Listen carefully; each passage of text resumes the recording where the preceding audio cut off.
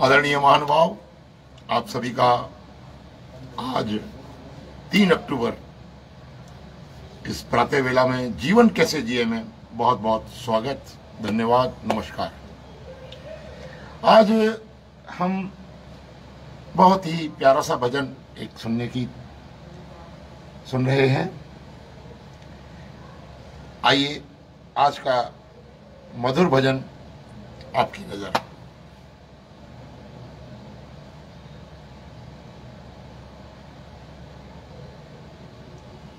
मेरे सतगुरु तेरी नौकरी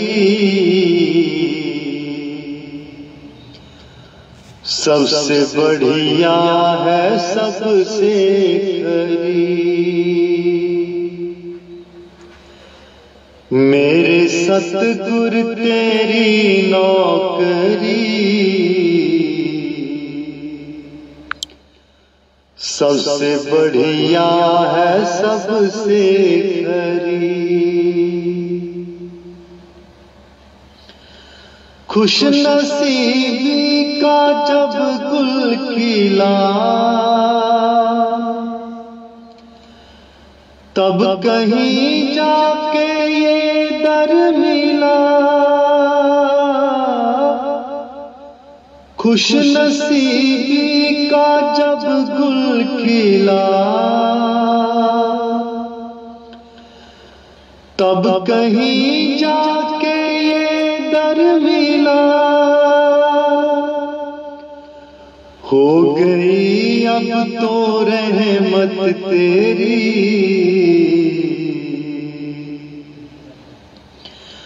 सबसे बढ़िया है, सबसे खरी।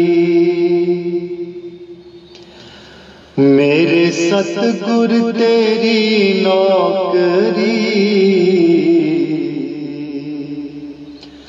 सबसे बढ़िया है, सबसे खरी। मैं नहीं था किसी काम का, ले सहारा तेरे नाम का। मैं नहीं था किसी काम का, ले सहारा तेरे नाम का। बन गई अब तो बिगड़ी मेरी, सबसे बढ़िया है, सबसे खरी। मेरे सतगुरु तेरी नौकरी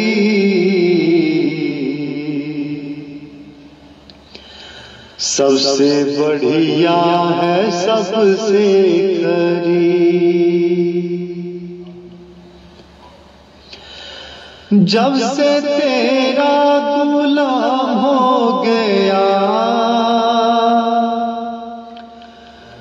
तब से मेरा भी नाम हो गया। जब से तेरा गुलाम हो गया, तब से मेरा भी नाम हो गया। वरना औकात क्या थी मेरी,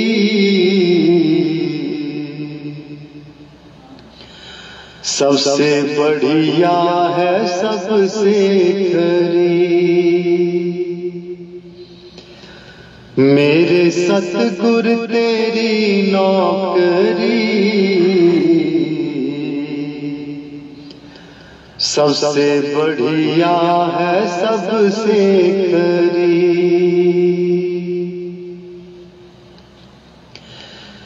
मेरी तनख्वाह भी कुछ कम नहीं, कुछ मिले ना मिले गम नहीं। मेरी तनख्वाह भी कुछ कुछ कम नहीं, कुछ मिले ना मिले गम नहीं, ऐसी होगी कहाँ दूसरी, सबसे बढ़िया है सबसे करीब। मेरे सतगुरु तेरी नौकरी, सबसे बढ़िया है सबसे करीब। एक वियोगी दीवाना हूँ मैं, खाक चरणों की चाहता हूँ मैं। एक वियोगी दीवाना हूँ मैं, खाक चरणों की चाहता हूँ मैं। आखिरी इल्तिजा है मेरी, सबसे बढ़िया है सबसे करीब। मेरे सतगुरु तेरी नौकरी, सबसे बढ़िया है सबसे करीब। राधा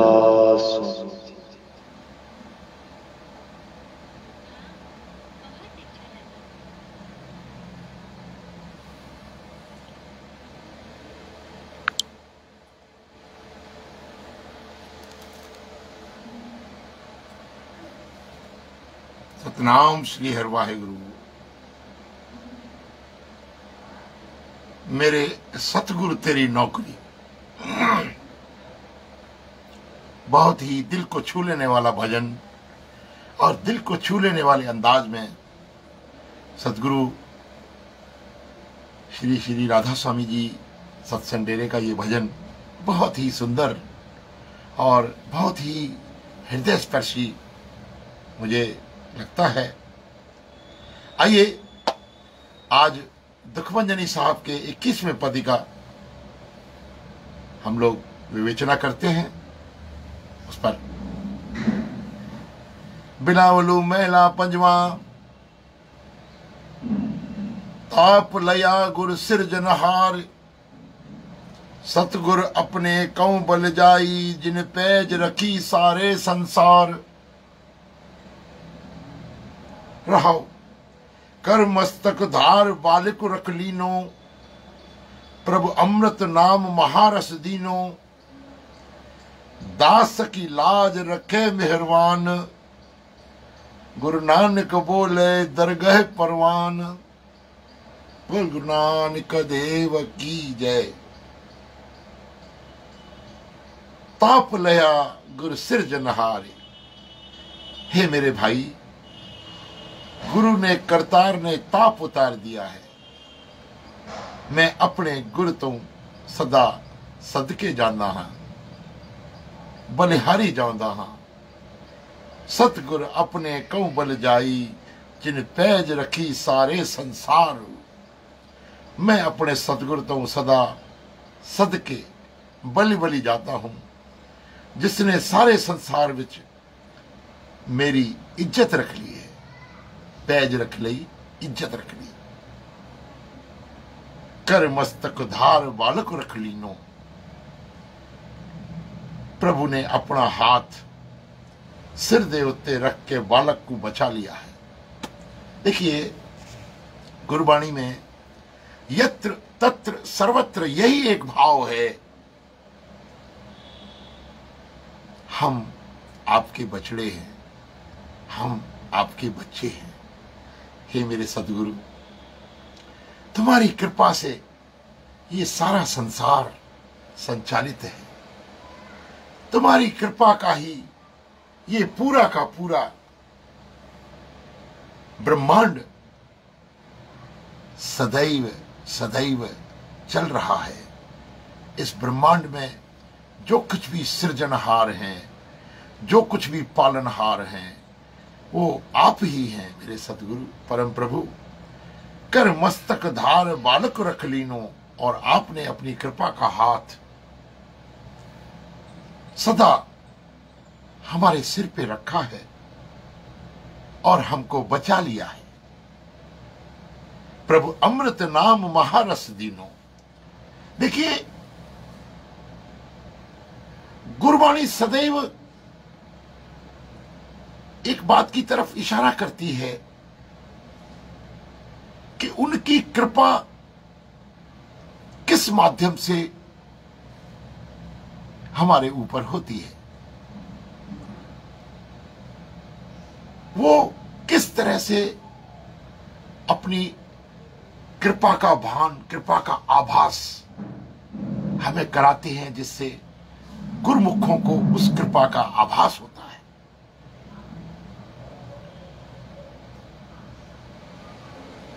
उसमें सीधा सीधा कहना रहता है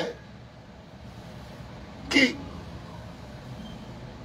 हमारे ऊपर जो प्रभु आपने हाथ रखा है, अथवा प्रभु अमृत नाम महारस दीनो,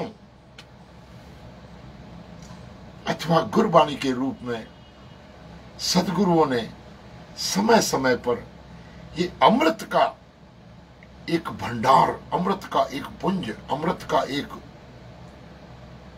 भाव, अमृत का रस हमारे जीवन में गुरु कृपा के रूप में हमको दिया है। प्रभु ने आत्मक जीवन देने वाला है ते सब तो श्रेष्ठ रस वाला अपना नाम भी देता है। अपनी कृपा हमारे ऊपर करी है, उसकी कृपा से ही हम अपने जीवन में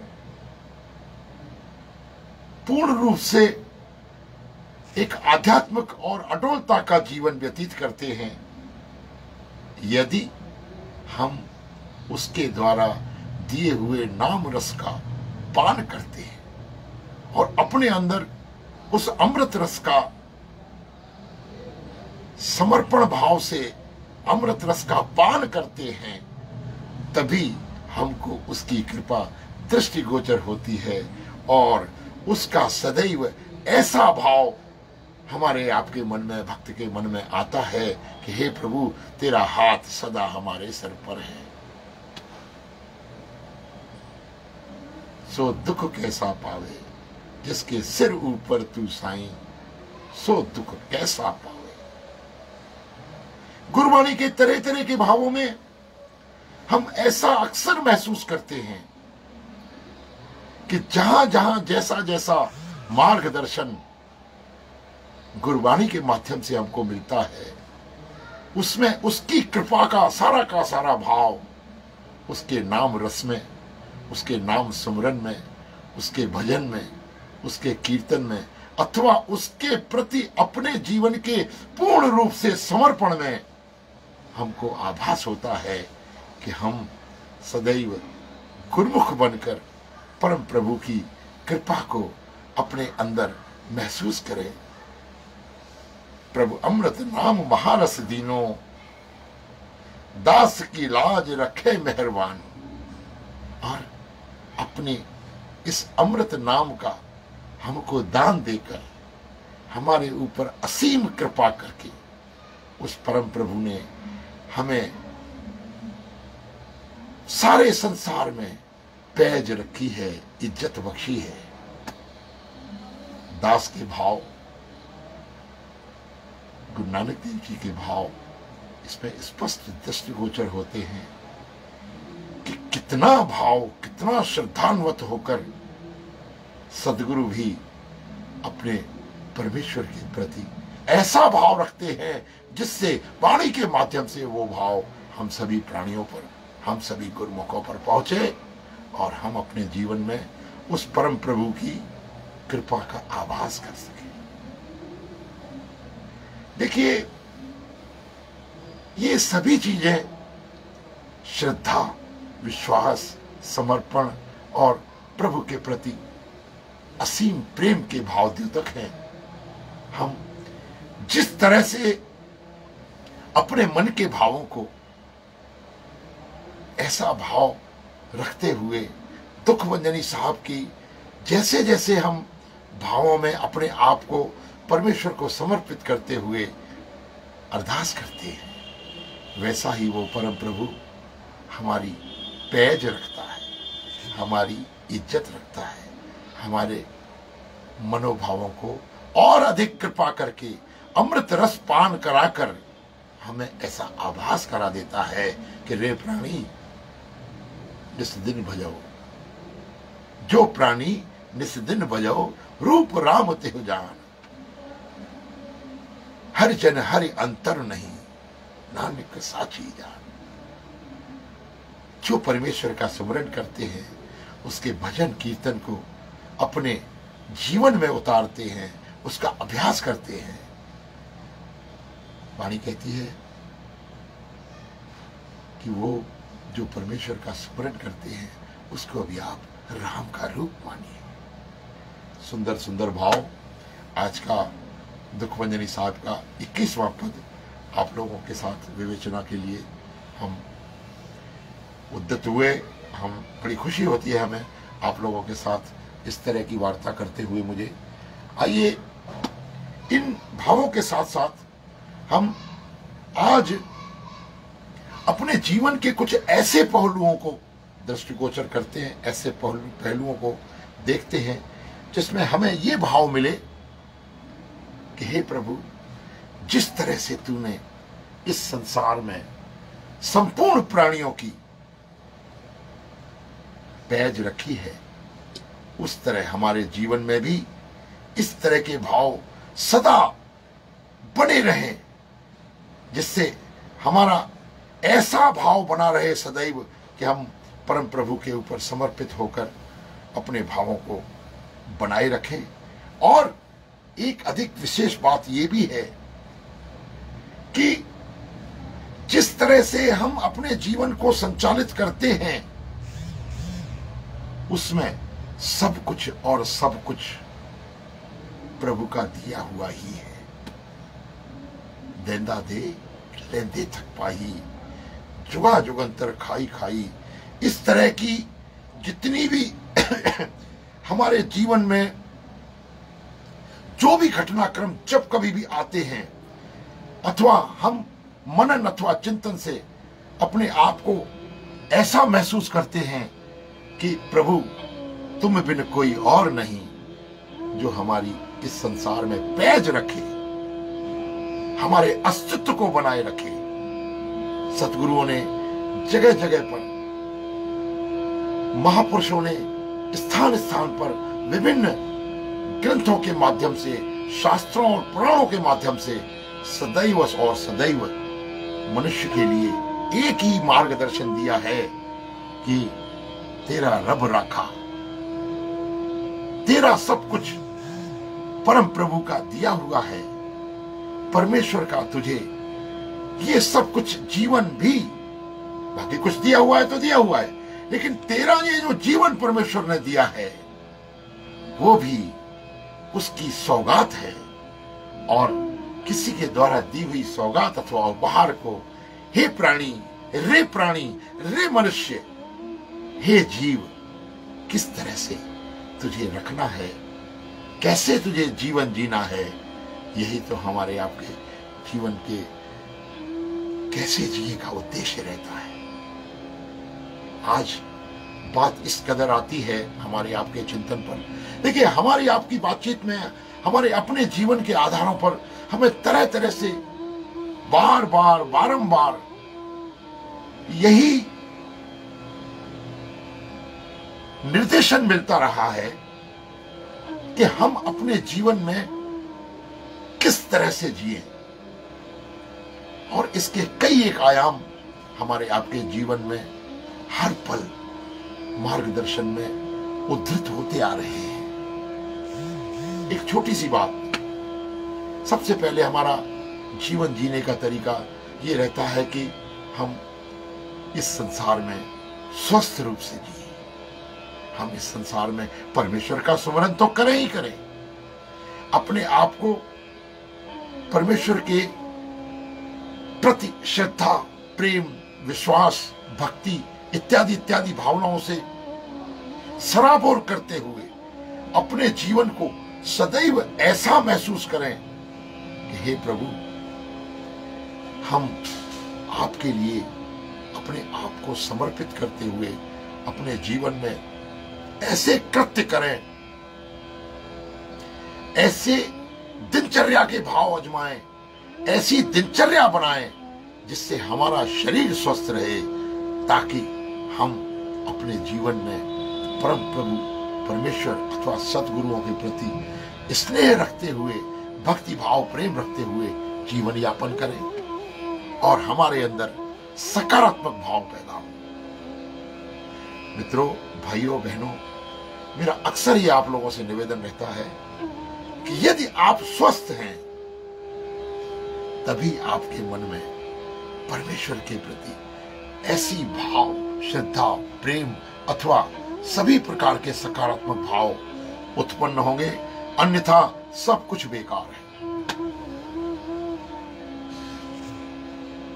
मैं विशेष रूप से आपको इस बात के लिए सदा ही कहता रहता हूं। मेरी बातचीत, मेरी विवेचना, मेरे इस तरह के कार्यक्रम में हर रविवार को सर्वप्रथम एक ही बात रहती है कि आप अपने शरीर को, अपने स्वयं को कैसे स्वस्थ रखते हुए, इस परम प्रभु के प्रति समर्पित होते हुए अपना जीवन जिए। आप चिंता मत करिए इस बात की कि हमारे जीवन में सुख है कि दुख है, हमारे जीवन में कितनी समस्याएं हैं। समस्याएं, सुख, दुख, समस्याओं के समाधान, ये सारे कुछ तो हमारे आपके जीवन में हमारी श्वासों के साथ टके हुए हैं। ये तो हमारे जीवन में, हमारे आपके जीवन के साथ साथ हमारे आपकी श्वासों के साथ साथ संलग्न है।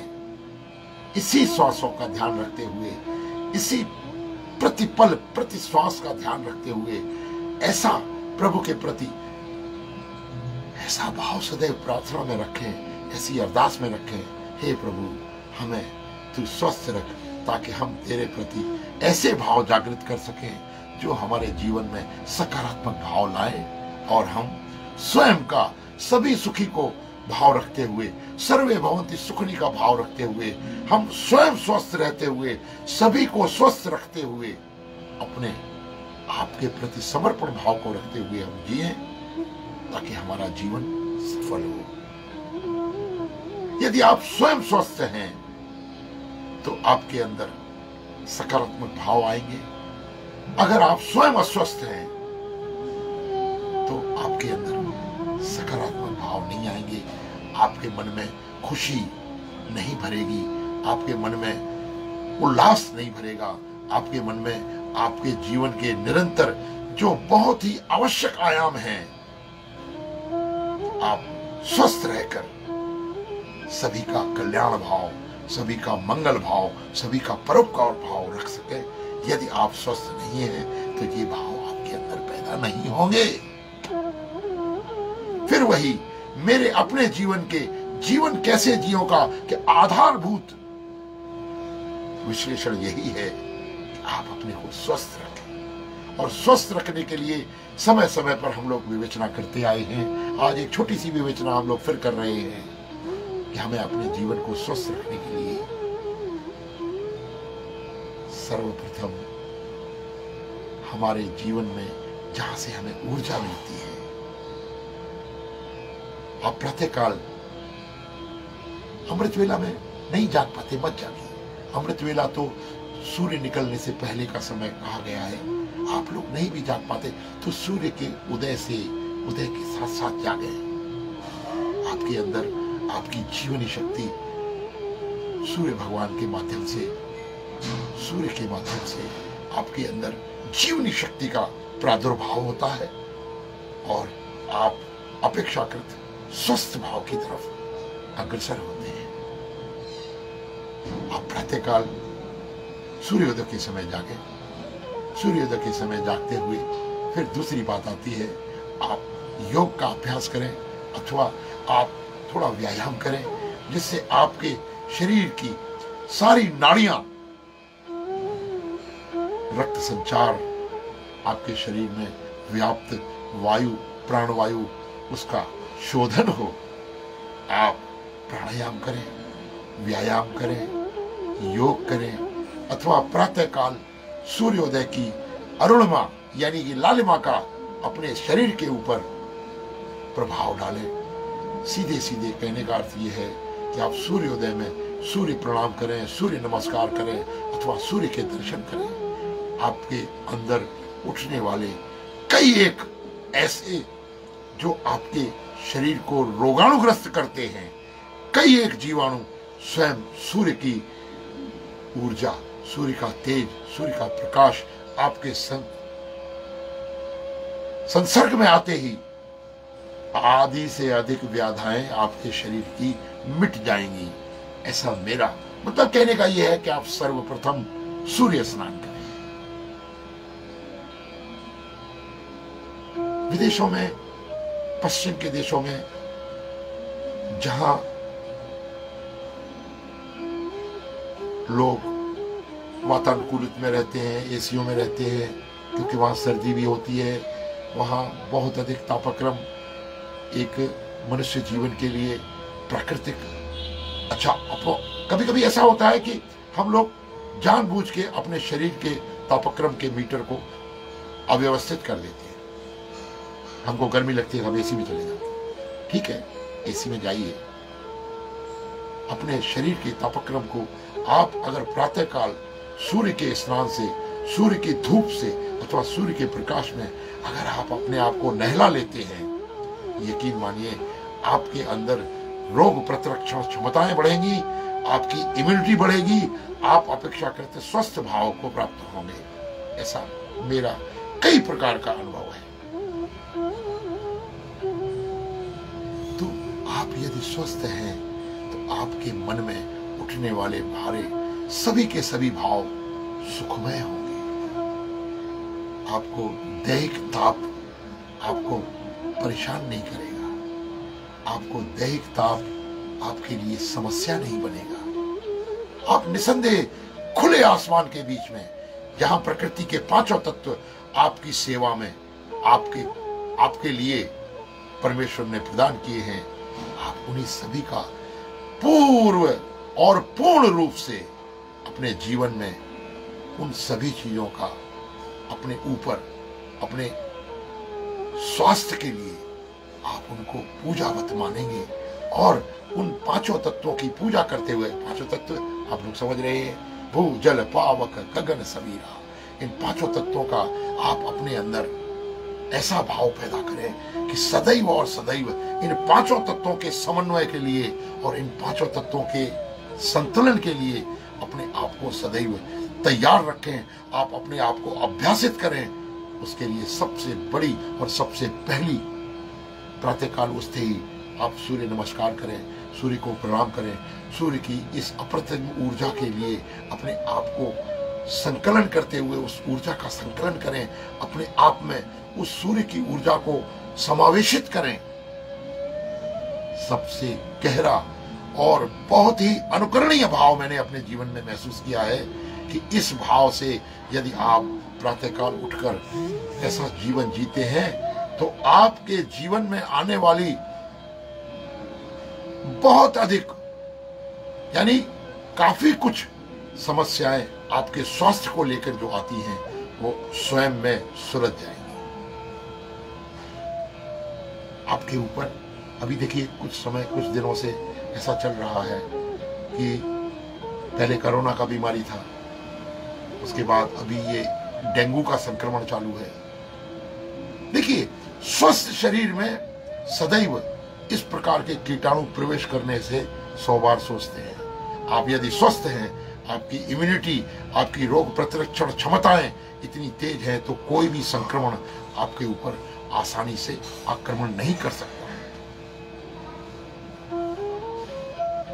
हम ये बात महसूस करते हैं कि भाई ऐसा है कि हम अपने शरीर को रोज सवेरे दोपहर शाम ऐसा आहार के रूप में, ऐसा अथवा कुछ खाने के रूप में कभी कभी हम ऐसा खा लेते हैं जो हमारे लिए निषिद्ध है। निषिद्ध नहीं भी है तो भी मन के भावों से हम होकर आहार के प्रति बहुत अधिक कहते हैं कि ध्यान से ये भी खा लें, ये भी खा लें, ये भी खा लें, ये भी खा लें, इत्यादि इत्यादि करके हम अपने शरीर के जितने भी हमारे आहार की ग्रंथियां हैं, आहार में हमारा आमाशय, हमारा पित्ताशय, हमारा और जीवन के जो हमारे अवयव हैं वो सभी अत्यधिक भोजन का दबाव डालने से हमारे विकृत हो जाते हैं। उनमें कुछ न कुछ विकृतियां, विकार आ जाते हैं, जिसकी वजह से हम अस्वस्थ हो जाते हैं, हमारी रोग प्रतिरक्षण क्षमताएं कम हो जाती हैं। क्या ये सब कुछ हमारे आपके चिंतन का विषय नहीं होना चाहिए? यदि एक बार हमने ये महसूस किया कि हमको स्वस्थ रहना है, तो स्वस्थ रहने के लिए मैं अक्सर ये कहा करता हूं, आपके जीवन में 3 महत्वपूर्ण आयाम है जिसकी तरफ आप रखिए।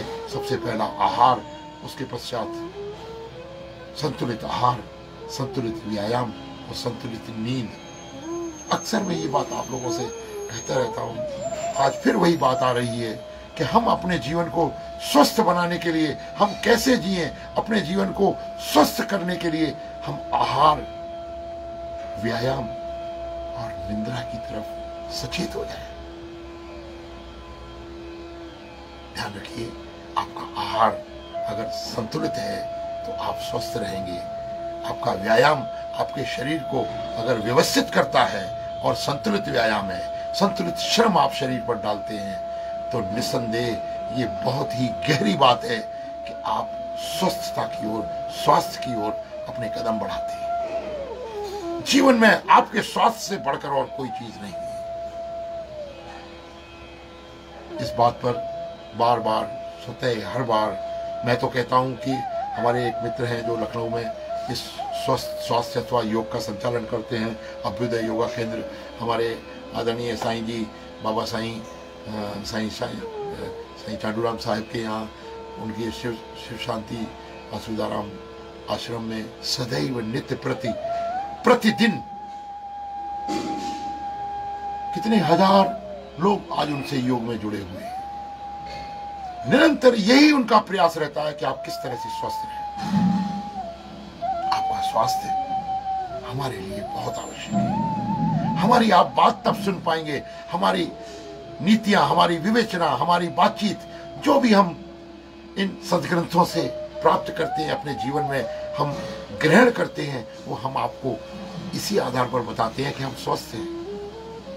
आप भी ऐसा जीवन जिए जिसके आपको स्वास्थ्य पर, आपके स्वास्थ्य पर सापेक्षिक असर हो और उस आहार, श्रम और नींद पर आपका ध्यान जाए। ध्यान रखिए मित्रों, भाइयों, बहनों, ये बहुत ही एक गहरी विवेचना है जिसमें हम और आप सभी ये महसूस करते हैं कि किस तरह से हम स्वस्थ रहते हुए परम प्रभु का सुमिरन करें। देखिए, आप स्वस्थ होंगे, आपके स्वास्थ्य के ऊपर आपका चिंतन आएगा। चिंतन के आधार पर आपकी विचार, आपके मन में उठने वाले ताप, संताप, ये सभी आपके जीवन में सीधा सीधा असर डालेंगे। आप स्वस्थ हैं तो आपका विचार, आपकी सोच आपकी सकारात्मक होगी।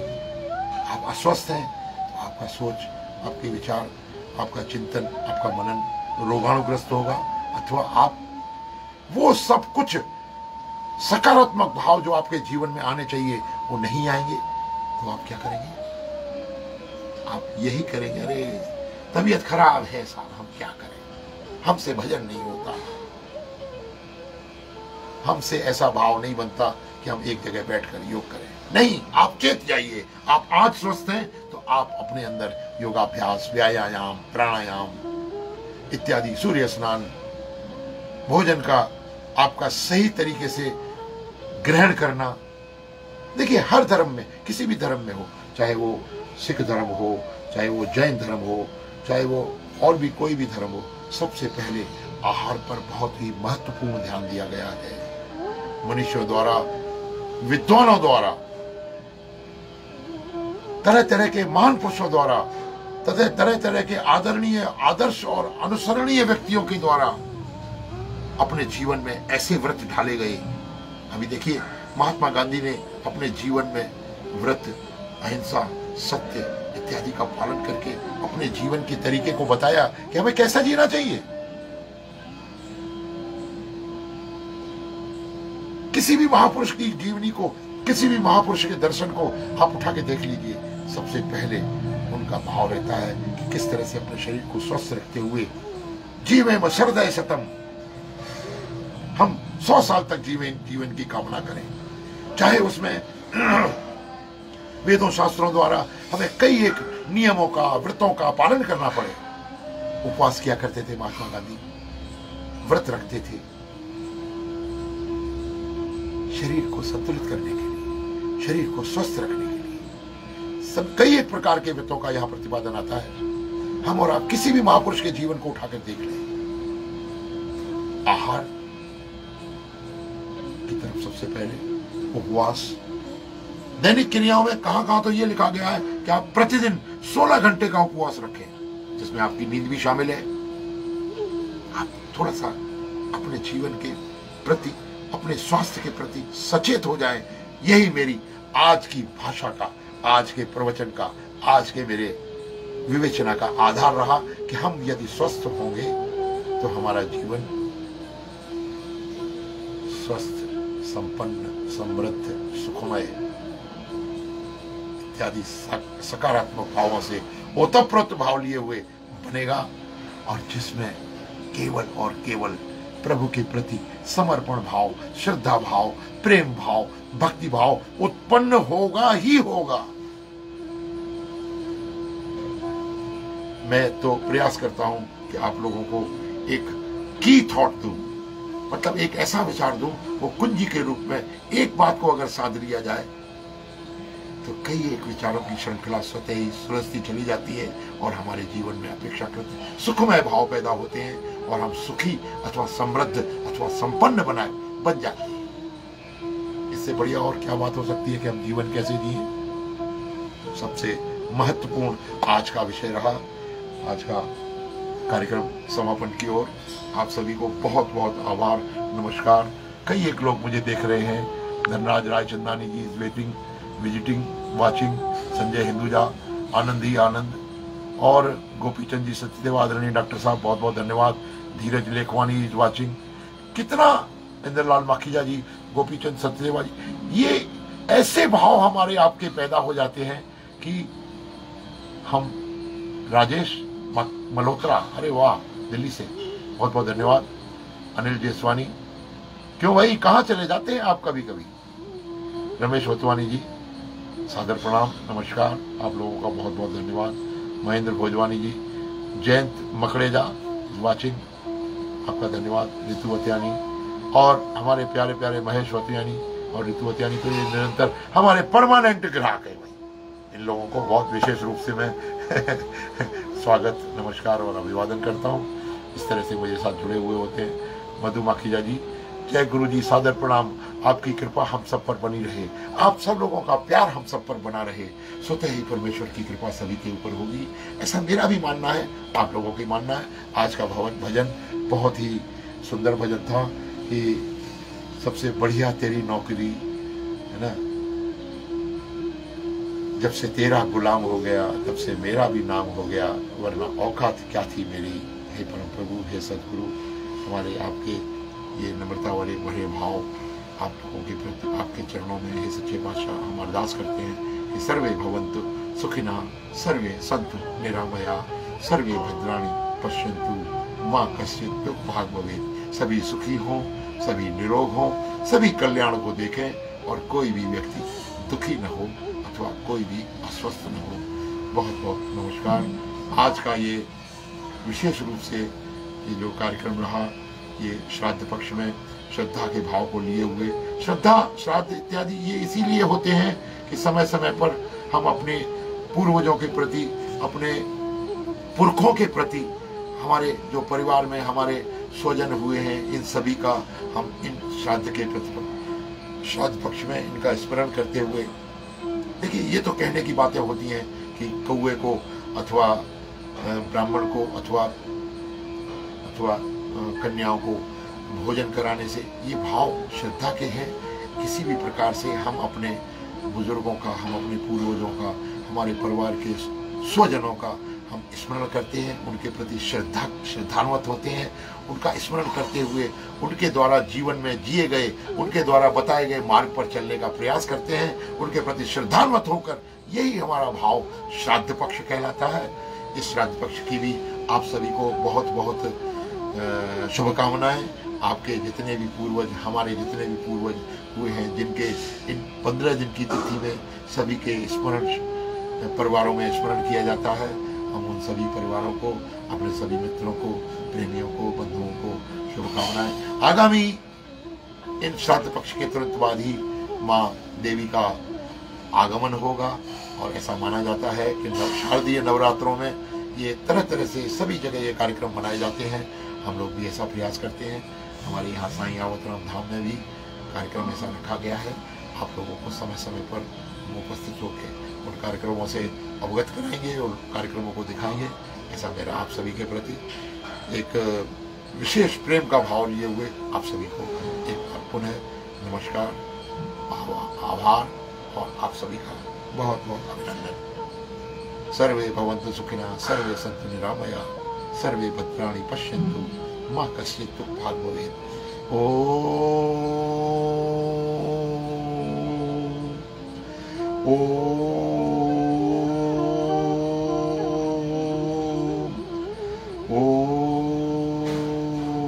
शांति शांति शांति। एक ओंकार सतनाम करता पुरुष, निर्भव निर्वैर अकाल मूलत अजूनी सेवम, गुर प्रसाद जप आदि सच जुगादि सच है भी सच, नानक होसी।